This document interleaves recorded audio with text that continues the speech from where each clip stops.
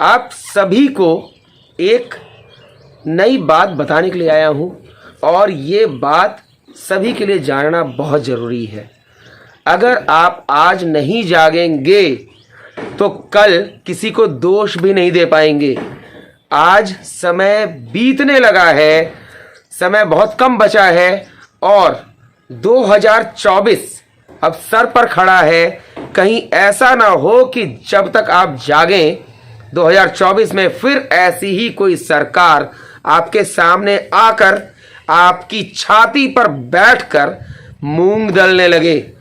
जब पिछली बार आप लोगों ने वोट डाला था ना, यही सोच कर डाला था कि अब कुछ सुधरेगा, कुछ अच्छा होगा, आपके जीवन में सुधार आएगा।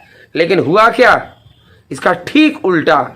जब पिछली सरकार थी, पिछली सरकार में भी आप में से बहुत सारे लोग ऐसे हैं जो खुद को दबा कुचला महसूस कर रहे थे।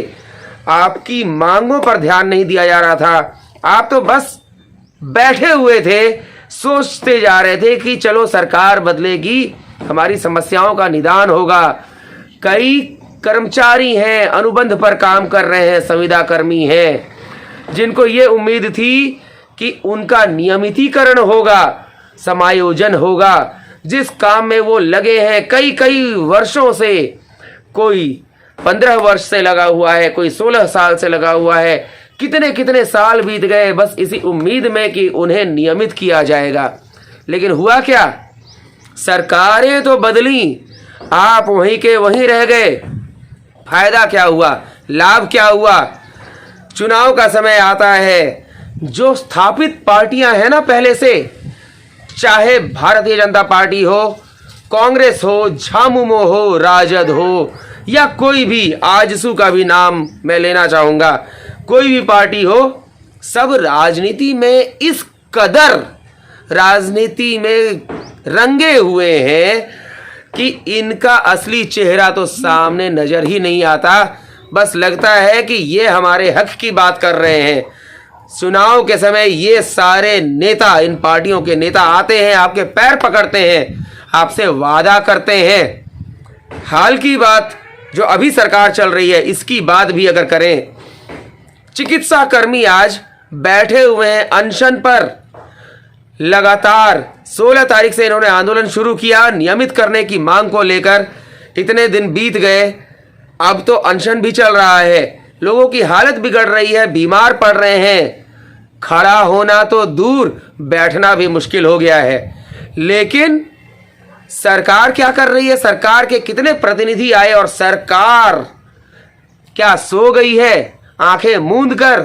गूंगी तो थी ही, बहरी और अंधी भी हो गई है क्या? हेमंत सोरेन जी, आपकी सरकार आज, जो लोग अनशन पर बैठे हैं इनमें से कुछ भी होता है तो उसके लिए आपकी सरकार दोषी होगी, सिर्फ और सिर्फ आपकी सरकार।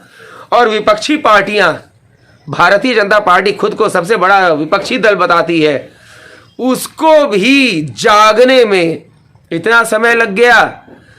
जब चुनाव हुआ था तो इन्हीं हेमंत सोरेन जी, जो आज मुखिया हैं, झारखंड के मुख्यमंत्री हैं, इन्होंने इन चिकित्सा कर्मियों के पास जाकर कहा था कि 3 महीने में अनुबंध शब्द हटा दिया जाएगा, अनुबंध कर्मी नहीं रखा जाएगा आप लोगों को, बल्कि नियमित किया जाएगा। 3 महीने तो छोड़िए, 3 वर्ष से अधिक का समय बीत रहा है, लेकिन आज तक स्थिति वही की वही, हालत वही की वही। आखिर क्यों? इन्हें सिर्फ याद आती है जब चुनाव का समय होता है, तब याद आती है आपकी, और जैसे ही सत्ता मिलती है ये भूल जाते हैं। जो विपक्ष में भी हैं उन्हें बस विधायक तो बन गए ना, कम से कम विधायक बन गए, 5 साल का समय तो मिल गया और 5 साल में जो मर्जी सो कर लें। फिर 5 साल जब पूरा होने वाला होगा, जाकर लोगों के पैर पकड़ लेंगे, बोलेंगे गलती हो गई जी, कान पकड़ लेंगे, क्षमा मांग लेंगे, बोलेंगे इस बार फिर जिता दीजिए, गिड़गिड़ाएंगे, रोएंगे, गाएंगे, पैर पकड़ेंगे और गिड़गिड़ा कर आपका मन पिघलाने की कोशिश करेंगे और फिर आप पिघल जाएंगे, इन्हीं को वोट डाल देंगे और फिर से 5 साल के लिए इनके गुलाम बन जाएंगे। इनकी गुलामी, क्या यही स्वीकार है आपको? आपके आने वाले बच्चों के लिए गुलामी चाहिए या क्या चाहिए? स्वतंत्रता चाहिए या गुलामी? ये आपको तय करना है। समय नहीं बचा है, आज भी जाग जाइए और जागकर जो आपके बीच के लोग हैं, जान लीजिए एक बात, जो नेता पहले से नेतागिरी में हैं, उन्हें आपके कष्टों का पता नहीं। एक विधायक जी तो बोलते हैं, कल आए थे चिकित्सा कर्मियों के अनशन स्थल पर, बड़े शानदार तरीके से तेवर दिखाते हुए कहते हैं कि विधायक को कई काम होते हैं, भले कोई मरता रहे तो मरता रहे, लेकिन विधायक तो अपने काम में मस्त रहेंगे। सरस्वती पूजा है, बसंत पंचमी है, शादी ब्याह है, भले यहाँ पर अनशन पे बैठे लोग मरते रहे तो मरते रहे, विधायक जी को फर्क नहीं पड़ता।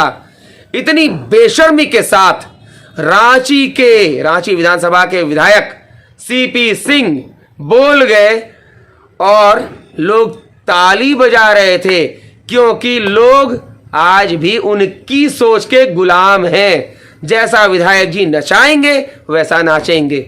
इसलिए आज फिर कह रहा हूं, आपकी समस्या को वही समझ सकता है जो आपके बीच का हो, आपके बीच रहता हो।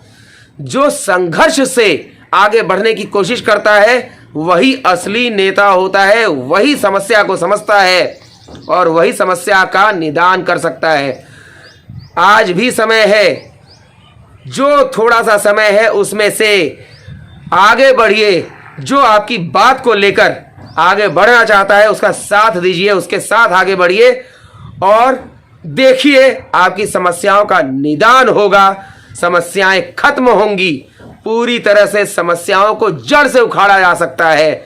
बस वैसा आदमी होना चाहिए और उसको आपका साथ चाहिए। अगर आप साथ नहीं देंगे तो फिर हमेशा के लिए यही स्थिति बनी रहेगी। आज आप दर दर की ठोकर खा रहे हैं, कल को आपके बच्चे खाएंगे और आने वाले समय में आपके बच्चों के बच्चे ठोकरें खाएंगे। कल को अमीरों की, नेताओं की गुलामी करते हुए जीवन बीतेगा। क्या यही चाहते हैं? आज भी जाग जाइए और उठ जाइए, खड़े हो जाइए उसके साथ जो आपके साथ है, आपके लिए लड़ने के लिए आगे आ रहा है। आज इस बात को मैं यहीं रोक रहा हूं। उम्मीद करता हूं कि जल्द ही आप लोग साथ देने के लिए, आगे बढ़ने के लिए आगे बढ़ेंगे।